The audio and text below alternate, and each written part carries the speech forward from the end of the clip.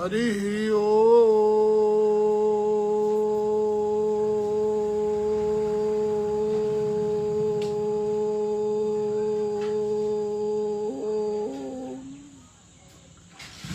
जय बजरंगबली, जय पवन पुत्र हनुमान जी महाराज की जय, श्री शनिदेव भगवान की। सज्जनों, भाइयों, बहनों, नमस्कार।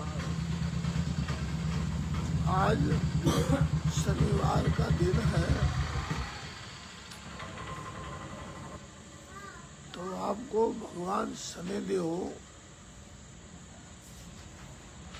जी का व्रत कैसे करना है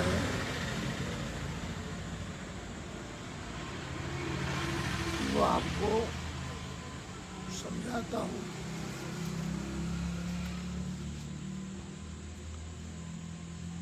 शनिवार का व्रत करने की विधि।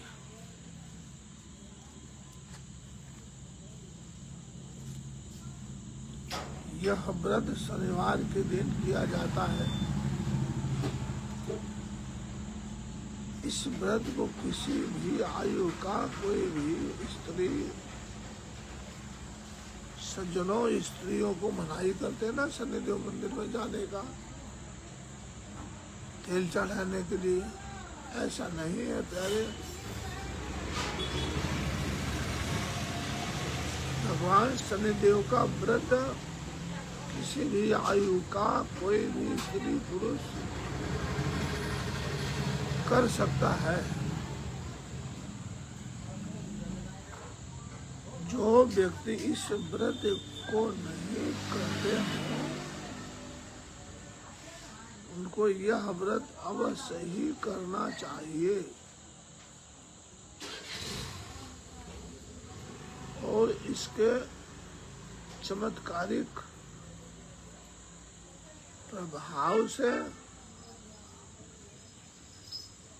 लाभान्वित होना चाहिए। यह व्रत किसी भी शनिवार से प्रारंभ किया जा सकता है। इस व्रत को करने वाले मनुष्य को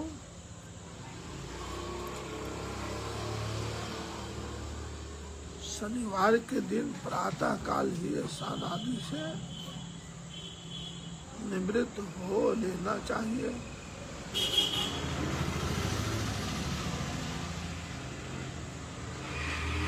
उसके बाद में किसी पीपल के वृक्ष के निकट और वहां पर पूजा करने के लिए थोड़ा सा स्थान साफ कर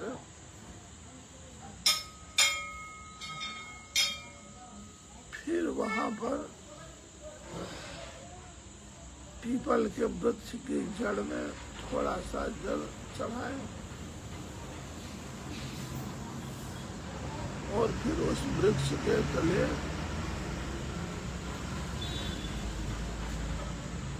उस वृक्ष के तने के चारों ओर 7 बार कच्चा सूत का धागा लपेटें। माताएं बहुत पीपल के वृक्ष में धागा लपेटती हैं।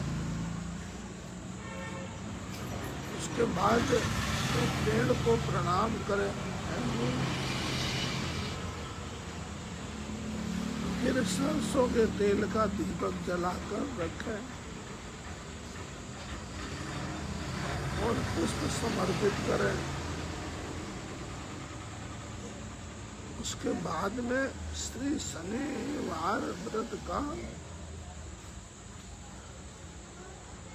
कथा को पढ़ें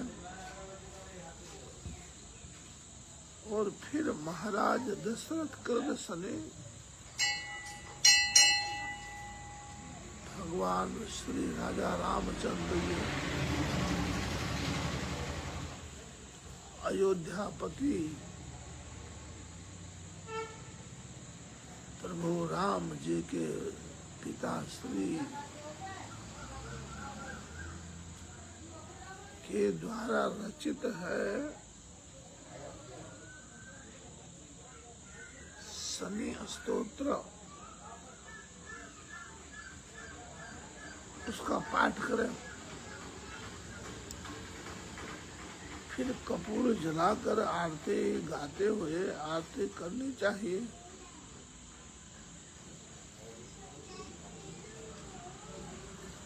इसके बाद में चोर का जयकारा लगाएं। शनि भगवान की जय हो। भक्तों पर दया करने वाले सूर्य पुत्र भगवान शनि की जय।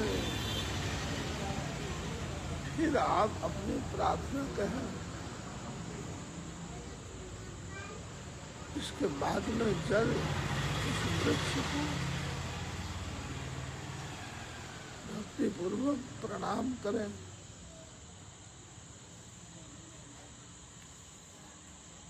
यदि आप किसी ऐसे स्थान पर रहते हैं जहाँ पर वो आसपास कोई पीपल का वृक्ष नहीं है, तो फिर यह समस्त क्रिया अपने घर के पूजा स्थान पर ही कर सकते हैं।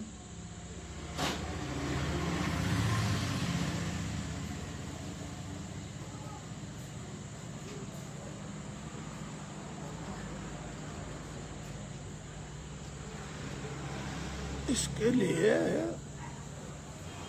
श्री शनि भगवान की लोहे की मूर्ति बनाकर रख लेनी चाहिए। यदि आपको लोहे की मूर्ति बनवाने में कोई समस्या है तो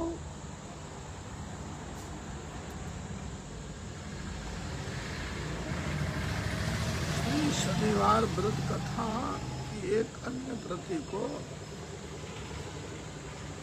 रख लेना चाहिए, क्योंकि भगवान शनिदेव का जो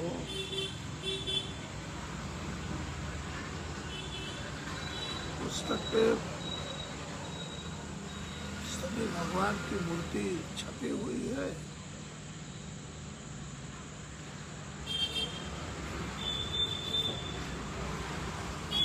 चित्र बना हुआ है, अत्यंत प्रभावशाली है।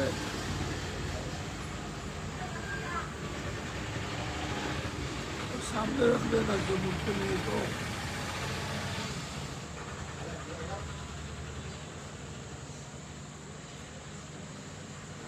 पूरे दिन व्रत वाले दिन पूरे दिन उपवास करना चाहिए। कुछ भी खाना नहीं चाहिए। के समय व्रत का पारण, शाम के समय ही व्रत का पारण करना चाहिए। भोजन आदि ग्रहण करना चाहिए। भोजन में शुद्ध सात्विक पदार्थ जैसे फल है, मौसम के अनुसार सब्जी है, मिष्टान है, आदि आदि जो कुछ खाना है ग्रहण करना चाहिए। इस दिन किसी भी तामसिक पदार्थ जैसे तंबाकू भी नहीं खाना चाहिए। नशीले पदार्थ जो कुछ खाते लोग वो नहीं खाना चाहिए। व्रत करने वाले व्यक्ति को छल कपट से दूर रहना चाहिए और मन वचन क्रम से पूर्णतः शुद्ध रहना चाहिए। इस दिन सरसों का तेल, जौ, सरसों का तेल, जौ और उड़द, गुड़, काले वस्त्र आदि का अपनी सामर्थ्य के अनुसार दान करना चाहिए। दान किसी योग्य व्यक्ति को जिसे दान की वास्तविक आवश्यकता हो उसे ही देना चाहिए। इस प्रकार से शनिवार का व्रत करने से शनि भगवान प्रसन्न होते हैं और अपने भक्तों का सभी प्रकार से कल्याण करते हैं, कष्ट हर लेते हैं, दुख दूर कर देते हैं।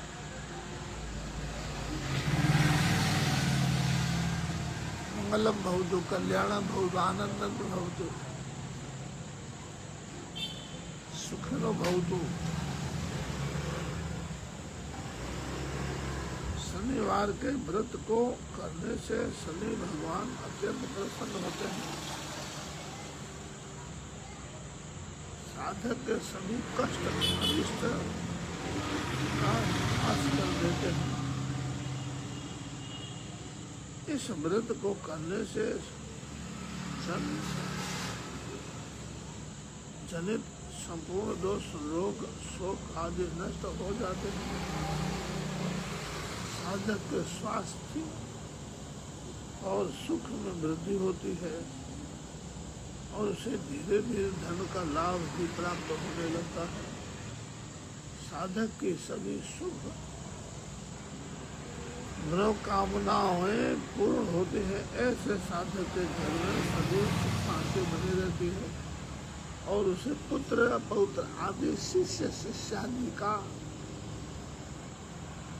प्राप्ति होती है। ऐसा मनुष्य सभी प्रकार से लौकिक सुख होकर अंत में मोक्ष को प्राप्त करता है।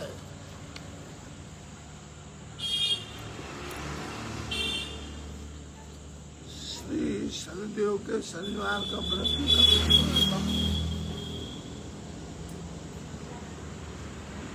भक्तों, शनि भक्तों ध्यान से, शायद आपने नहीं सुना हो तो ध्यान से सुनिए। हमारे जीवन में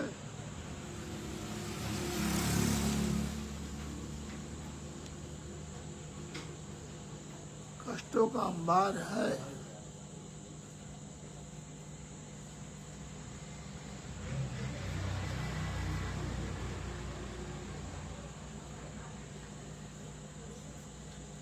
भगवान शनिदेव का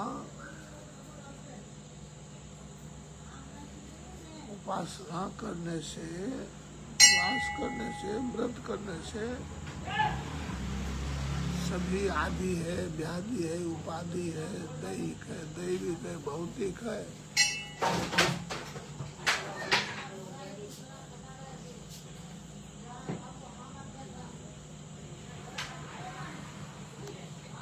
भगवान कृपा कर देते हैं।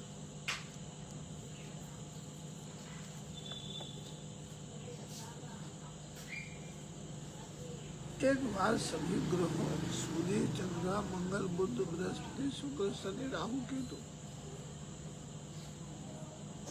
में इस व्रत को लेकर विवाद हो गया। 9 ग्रहों में 9 ग्रहों में विवाद हो गया।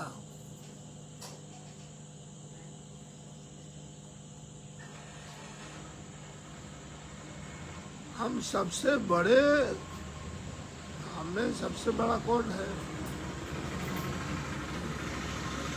तब सभी ग्रह अपनी अपनी विशेषताओं का, अपने अपने गुणों का वर्णन करने लगे और स्वयं को ही सबसे बड़ा बताने लगे।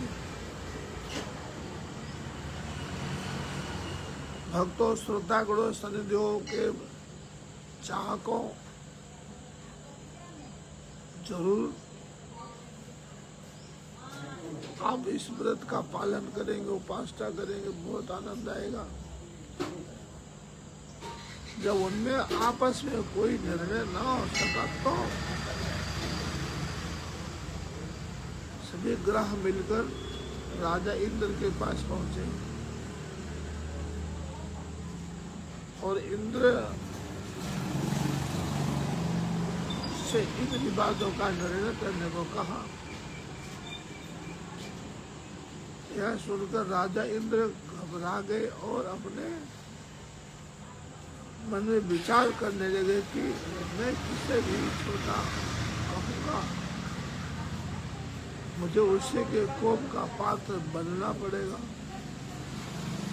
ऐसा विचार करके इंद्र ने उन सभी से कहा, हे महान ग्रहों, मुझमें इतनी योग्यता और सामर्थ्य नहीं है कि मैं इस विवाद का निर्णय कर सकूं। मेरी दृष्टि में तो आप सभी समान आदरणीय हैं, पूजनीय हैं, सम्माननीय हैं, वंदनीय हैं। हाँ, पृथ्वी पर राजा विक्रमादित्य अत्यंत योग्य और न्याय करता है। यही आपके विवाद का निर्णय करने के लिए सबसे अधिक योग्य व्यक्ति हैं।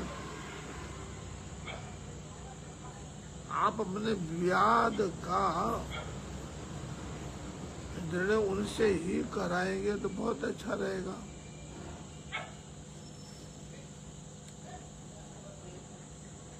यह सुनकर सारे ग्रह उज्जैनी नगरी के राजा विक्रमादित्य की राजसभा में पहुंचे।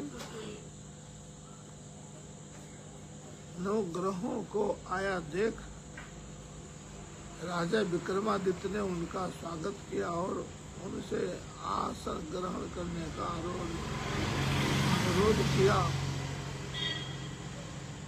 लेकिन उन्होंने आसन ग्रहण नहीं किया। तब राजा ने इसका कारण पूछा तो उन्होंने कहा कि हे राजा, हम यहाँ पर एक विवाद का निर्णय करवाने आपके पास आए हैं।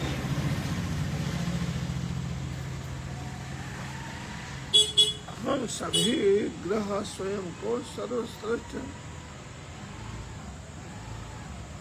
कर रहे हैं। अब आप यह बताएं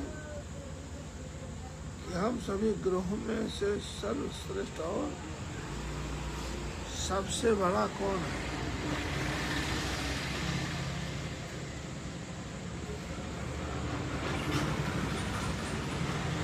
इस अद्भुत विवाद को लेकर, इस अद्भुत विवाद को देखकर राजा विक्रमादित्य विचार मग्न हो गए। फिर उन्होंने एक युक्ति सोची। उन्होंने सभी ग्रहों को अगले दिन आने के लिए कहा। यह सुनकर सभी ग्रह वापस लौट गए। अब राजा विक्रमादित्य ने सभी 9 ग्रहों की प्रति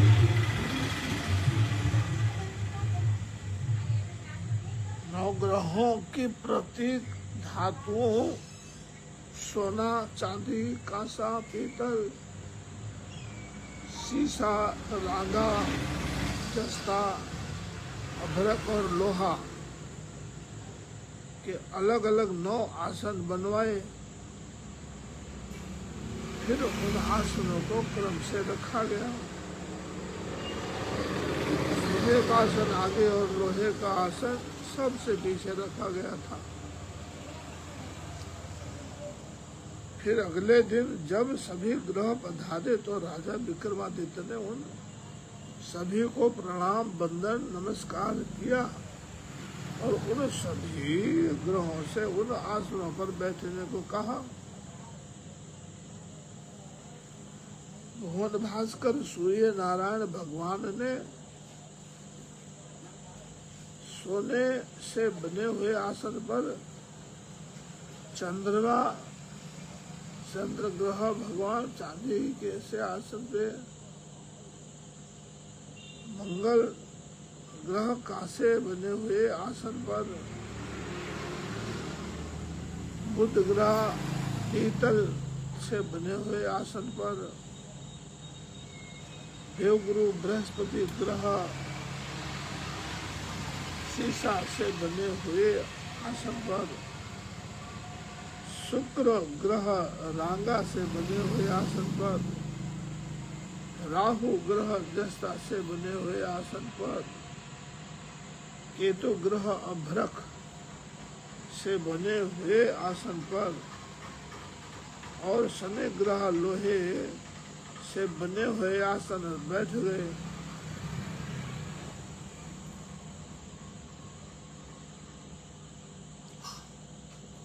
तब राजा विक्रमादित्य ने कहा, आपके इस प्रकार से आसन ग्रहण करने से आपके विवाद का भी निर्णय हो गया। जिस ग्रह का आसन सबसे बड़ा है उन्हें सबसे बड़ा, और जिनका आसन सबसे बाद में है उन्हें सबसे छोटा मानिए।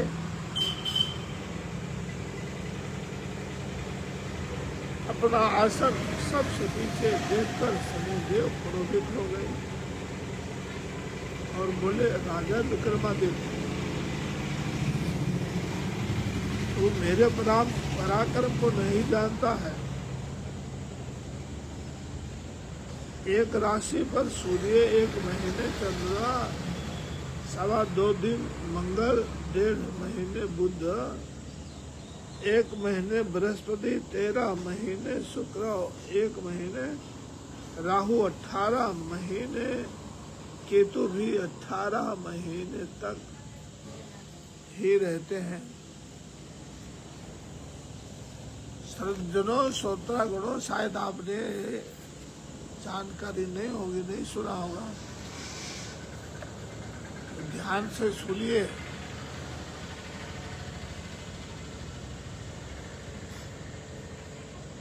लेकिन मैं एक राशि पर 2.5 साल तक रहता हूँ, इसलिए सज्जनों, हमारी राशि में तो ढैया बैठी है, इसलिए भक्तों लोग कहते हैं। इससे अतिरिक्त मैं इतना अधिक प्रभावशाली हूँ कि मैं जिन राशि पर विद्यमान रहता हूँ उससे अगली और पिछली राशियों पर भी 2.5 साल तक अपना प्रभाव डालता हूँ। इस प्रकार से एक राशि पर कुल मिलाकर 7.5, एक राशि पर कुल मिला के 7.5 बरस तक मेरा प्रभाव रहता है। इसलिए भक्त लोग क्या बोलते हैं, हमारे तो हाड़ा हाथी हाले थे भाई। तो हे राजन विक्रमादित्य जी महाराज, तुमने मेरे प्रभाव को जाने बिना ही मुझे सबसे हीन कह दिया है और इस प्रकार से मेरा घोर अपमान किया है।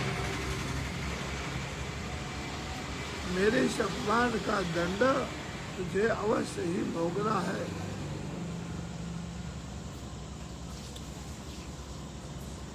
इतना कहकर भगवान शनिदेव वहां से चले गए। अन्य सभी ग्रह भी वापस अपने अपने स्थान पर लौट गए। कुछ ही दिन के बाद में राजा विक्रमादित्य पर शनि की 7.5 आ गई,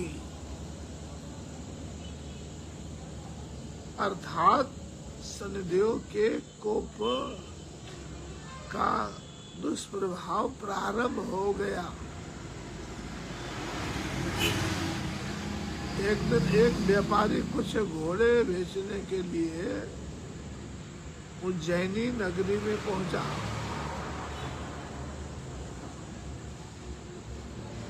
राजा विक्रमादित्य ने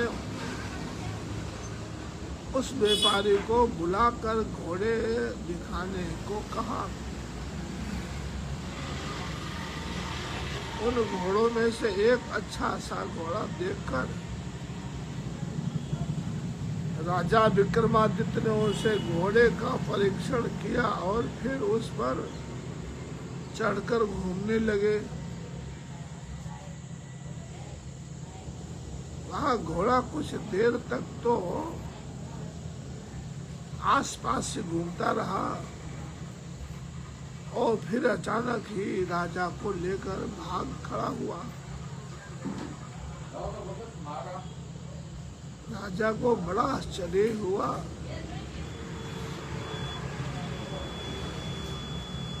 फिर वह घोड़ा भागते भागते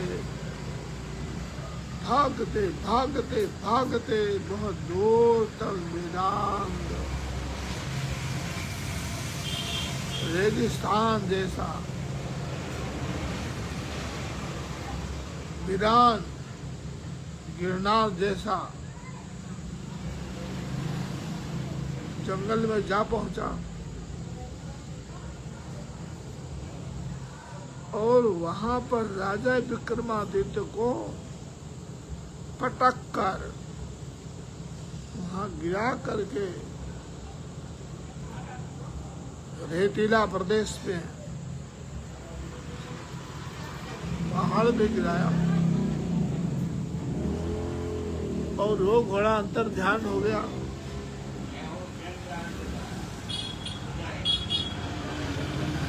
जब राजा विक्रमादित्य अकेले ही उस वीरान जंगल में भटकने लगे, बहुत देर तक भटकने के बाद उन्हें एक ग्वाला दिखाई दिया।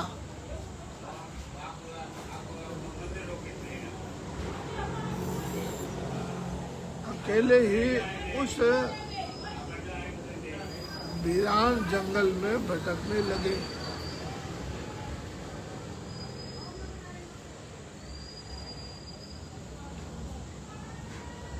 बहुत देर तक भटकने के बाद उन्हें एक ग्वाला दिखाई दिया।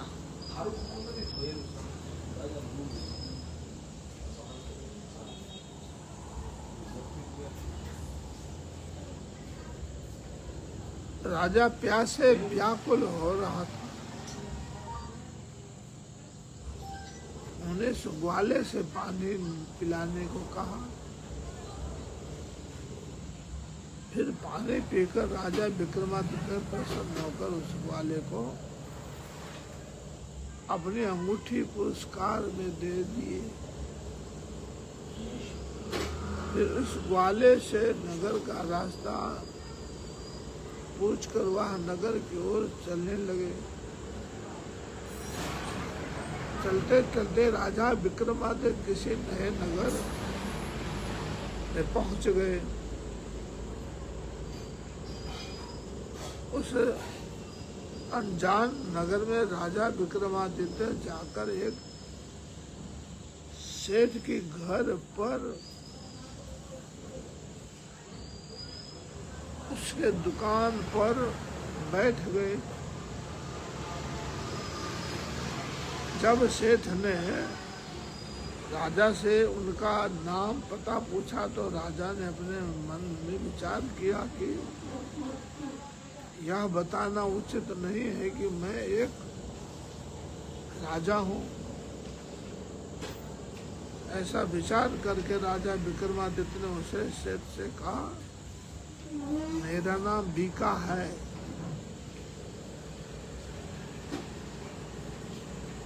और मैं उज्जैनी की नगर का रहने वाला एक साधारण नागरिक हूँ।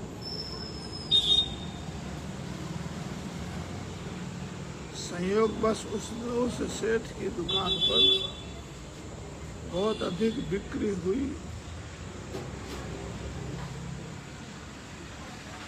तब उस सेठ ने सोचा कि यह व्यक्ति बीका तो मेरे लिए बहुत अधिक भाग्यशाली है। क्योंकि इसके बैठे रहने से मेरी दुकान पर बिक्री बढ़ गई है। अतः वह सेठ उस बीका राजा को अपने साथ अपने घर ले गया। वहां पर उसने बीका राजा को एक कक्ष में बैठाया और उसे भोजन कराने लगा। राजा ने भोजन करते समय देखा कि सामने दीवार में एक खूंटी लगी है जिस पर एक नौ लका हार लटक रहा है। उस खूंटी के निकट ही दीवार पर एक मोर का चित्र बना हुआ है। वह मयूर अर्थात मोर उस हार को निगल गया और धीरे धीरे उसने पूरे हार को निगल लिया। इतने में वह सेठ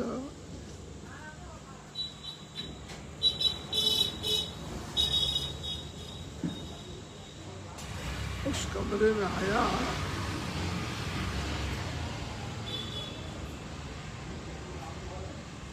तो उसने देखा कि उस खूंटी पर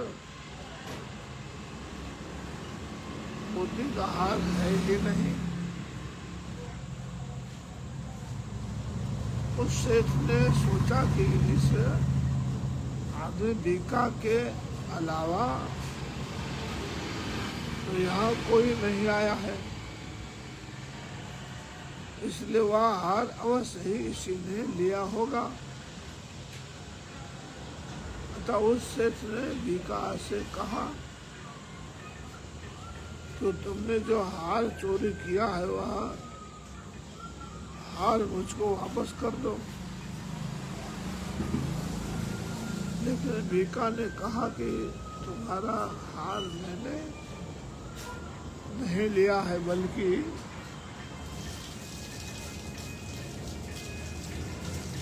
उसको तो दीवार पर बने हुए मयूर ने निगल लिया है। तो बीका की बात को झूठ मानकर सेठ उस बीका को अपने साथ लेकर वहां के राजा के पास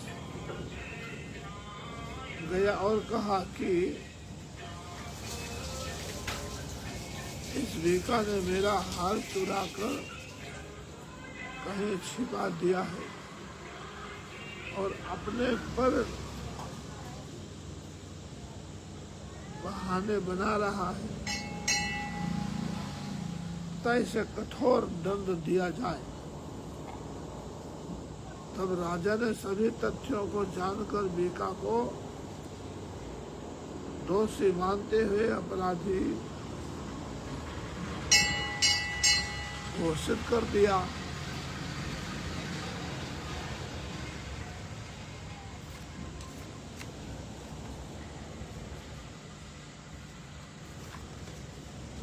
और दंड विधान के अनुसार उसके दोनों हाथ काटने की आज्ञा दे दी। तब राजा की आज्ञा अनुसार बीका के दोनों हाथ काट कर उसे छोड़ दिया गया।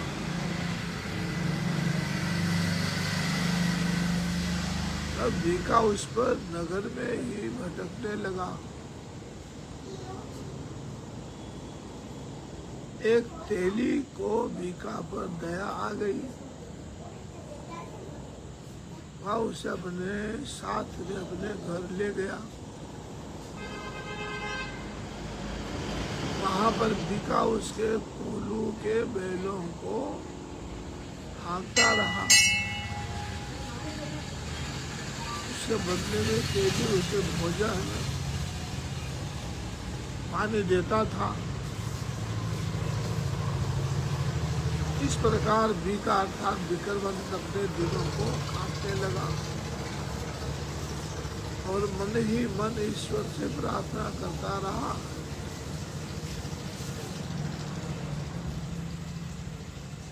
इस प्रकार से बहुत दिन व्यतीत तो हो गए और बीका के ऊपर से शनि की 7.5 समाप्त हुई। तब इस नए वर्ष की वर्षा ऋतु आ गई थी। एक दिन मूसलाधार वर्षा हो रही थी तो बीका ने ऊंची आवाज में गीत गाना शुरू कर दिया। पास में ही राजमहल था। वहाँ खिड़की की निकट बैठी हुई राजकुमारी ने उस गाने को सुना और वह उस पर मोहित हो गई। उसने दासी को उस गाने को गाने वाले के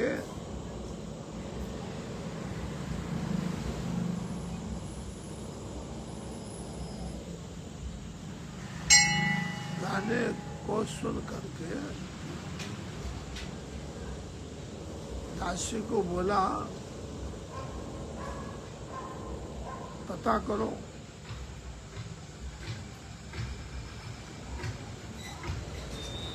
दासी ने बाहर जाकर बीका को गाते हुए देखा तो उसे राजकुमारी को बताया। राजकुमारी यह प्रण कर लिया कि यह उस गीत को गाने वाले बीका से ही विवाह करूंगी। जब राजा और रानी को यह बात मालूम हुई तो उन्होंने उस समझाने का बहुत प्रयास किया, लेकिन राजकुमारी ना मानी। अंत में विवश होकर राजा ने अपनी पुत्री का विवाह बीका के साथ में कर दिया और उसको नगर में ही एक साधारण मकान में रहने को कहा।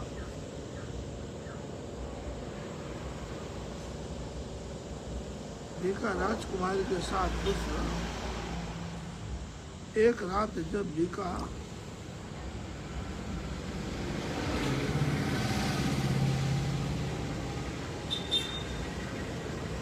राजा विक्रमादित्य सोया हुआ था तो उसे स्वप्न में भगवान शनिदेव दिखाई दिए। शनिदेव ने कहा, हे विक्रमादित्य, तुमने मुझे सबसे छोटा बताया था, इसी कारण तुम्हें ये दुख देखने पड़ रहे हैं।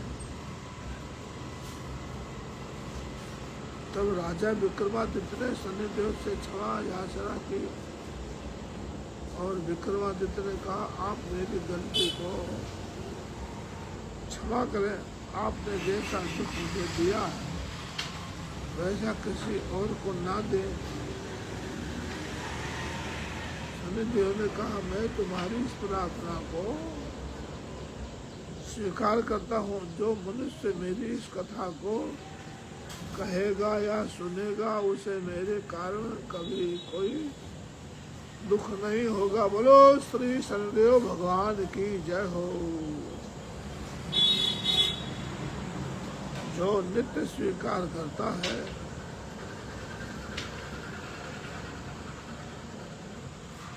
मेरा ध्यान करता है,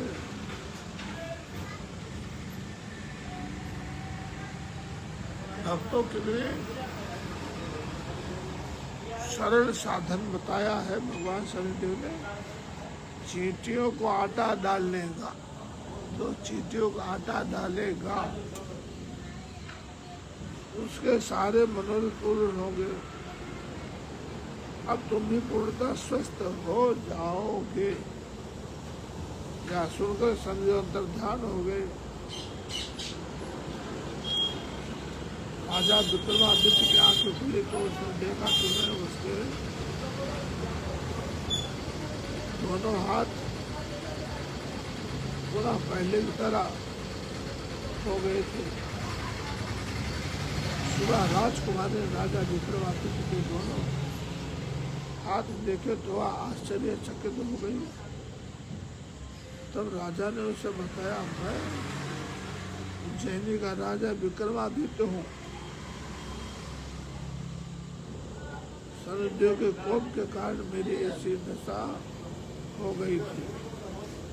अब रात में शनिदेव ने मेरे स्वप्न में आकर बताया कि अब मैं तुम पर बहुत प्रसन्न हो गया हूँ।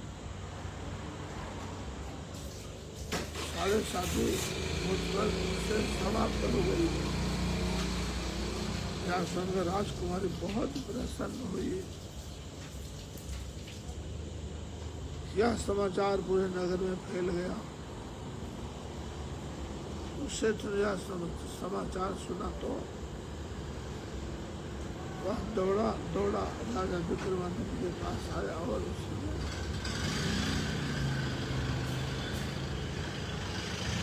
उसके पास क्षमा याचना की।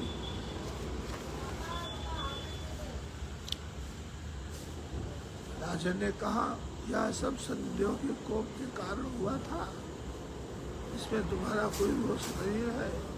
तो अपने घर जाकर देखो, तुम्हारा हार टंगा होगा। तब सेठ ने अपने घर जाकर देखा तो हार उसी खुटी पर टंगा हुआ मिल गया। फिर राजा विक्रमादित्य ने उस नगर के राजा से विदा मांगी।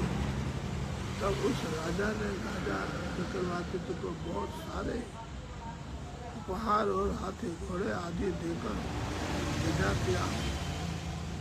जब राजा विक्रमादित्य अपनी पत्नी के साथ उज्जैनी नगरी में पहुंचे तो सारी नगरी में उत्साह का संचार हो गया।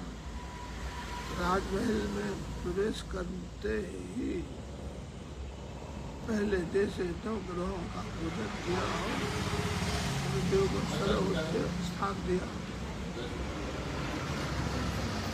बाद में राजा विक्रमादित्य ने पूरे शहर में ढिंढोरा पिटवाया कि मैं शनिदेव सारे मनोरथ पूर्ण करते हैं।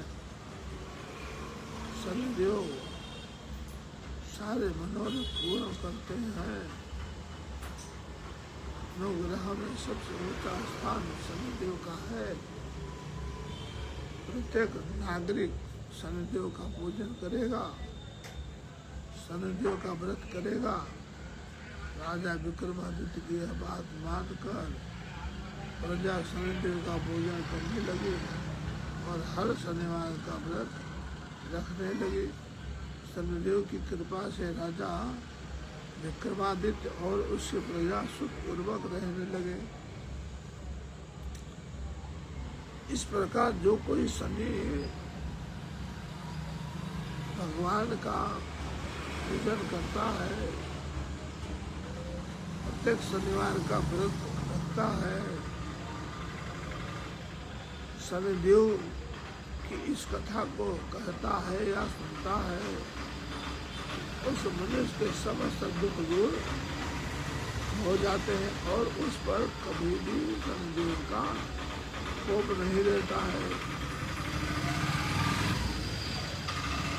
वह मनुष्य इस संसार के सारे भौतिक सुखों को भोग कर अंत में मोक्ष को प्राप्त करता है।